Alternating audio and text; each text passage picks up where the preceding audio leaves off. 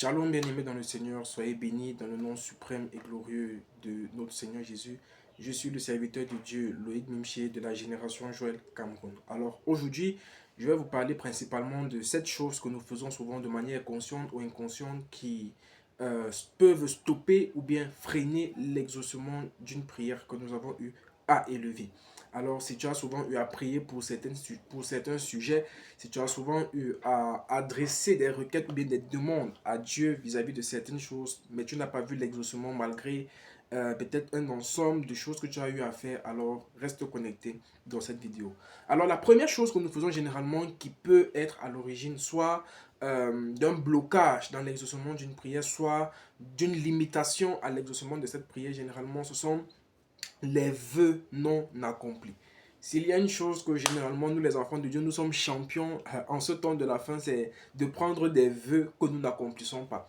Alors tu peux être dans ton assemblée, il y a peut-être un programme et on demande 10 personnes qui vont acheter le piano, 10 personnes qui vont acheter des chaises, on demande peut-être 10 personnes qui vont financer ou bien faire quelque chose. En tout cas, ça dépend. Et tu te présentes parmi les 10 personnes, mais après, tu disparais, on commence à te chercher avec la torche, on ne te voit pas.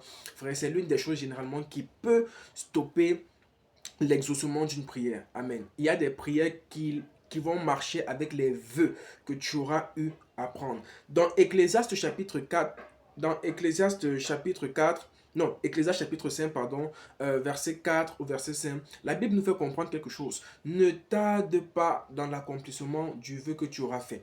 Amen. Je paraphrase. Non, ne tarde pas dans l'accomplissement du vœu que tu auras fait. Il y a certains vœux que nous faisons à l'église. Il y a certains vœux que nous faisons vis-à-vis de la vie de certaines personnes, frères.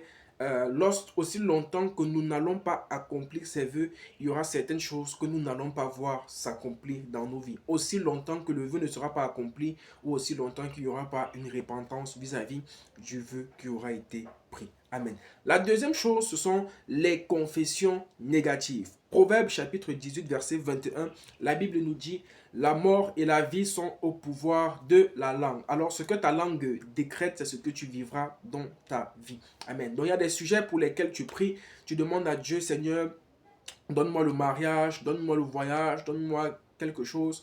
Mais lorsque tu termines de prier directement, c'est encore toi qui, au même moment, à l'instant, tu es déjà dans les confessions négatives. Ah, je vais même faire comment pour me marier. Je vais même faire comment pour voyager. La vie est difficile. Oh, c'est compliqué. Donc, une fois, tu viens de sortir d'un moment où tu es censé avoir la foi d'avoir parlé à Dieu, que Dieu va exaucer, mais directement, après être sorti de ce moment, tu entres à l'instant dans les confessions négatives. Les confessions négatives sont un signe d'absence de foi. Amen. C'est souvent un signe d'absence de foi. Et c'est souvent l'une des choses qui fait en sorte que nous ne voyons pas certaines prières, certains sujets être accomplis. La Bible nous dit, sans la foi, il est impossible d'être agréable à Dieu. Donc, la deuxième chose, ou bien l'une des choses qui fait en sorte que nos prières ne sont pas souvent exaucées ou bien sont limitées dans l'exaucement, c'est à cause de l'absence de foi des confessions négatives. La troisième chose que tu dois savoir, ce sont les mauvaises motivations. Alors, pourquoi est-ce que tu veux que ce sujet soit exaucé, ou bien pourquoi est-ce que tu veux ce dont tu es en train de demander à Dieu? Je vais terminer par ce témoignage pour cette première partie, parce que ceci n'est que la première partie. Un jour, un homme de Dieu, dans une croisade, dans un programme, il était en train de rendre ministère. Et pendant qu'il rendait ministère, il y avait une sœur qui avait un pied long et un pied court. Alors, il a fait venir la sœur. Et c'est un homme de Dieu qui opérait dans une grande dimension de puissance et de miracle. Pour les personnes pour qui il avait l'habitude de prier recevaient toujours leur guérison par la main puissante de l'Éternel. Alors ce jour, il a fait venir la sœur devant l'autel, et pendant qu'il était en train de prier, il a fait tout genre de prière. Il a prié la prière comme elle doit être priée. Il a fait des déclarations. Il a imposé les mains. Il a imposé les pieds. Rien ne s'est passé. Absolument rien ne s'est passé. Et c'est comme ça qu'ils ont arrêté le culte. Le culte s'est terminé. Chacun est rentré chez lui. Mais quelques jours plus tard, on a entendu une parole que cette sœur avait eu à dire. Je ne sais pas à qui, je ne sais pas dans quelles conditions, vu que je n'y étais pas. C'est juste un témoignage que j'ai également eu à écouter. Et la sœur en question est en train de dire: ah, si l'homme de Dieu là avait bien prié pour moi, et si c'est que mes pieds étaient redevenus normaux, ah, c'est que les boîtes de nuit, j'allais retourner dans les boîtes de nuit. J'allais refaire ma vie d'avant. les hommes et moi, les hommes devaient souffrir entre mes mains. Donc vous voyez la motivation qu'elle avait. La motivation, elle voulait être guérie parce qu'elle voulait retourner à ses vomissures. Elle voulait être guérie parce qu'elle voulait être de nouveau, se sentir de nouveau agréable.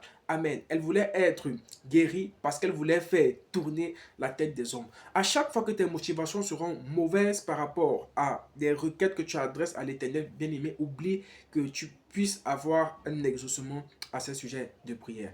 Alors, je vais m'arrêter là pour la première partie. La deuxième partie arrive. Reste connecté. Que le Seigneur te fasse du bien. Shalom, shalom. N'oublie pas de liker, de partager, de commenter. Amen. Et surtout de t'abonner. Shalom.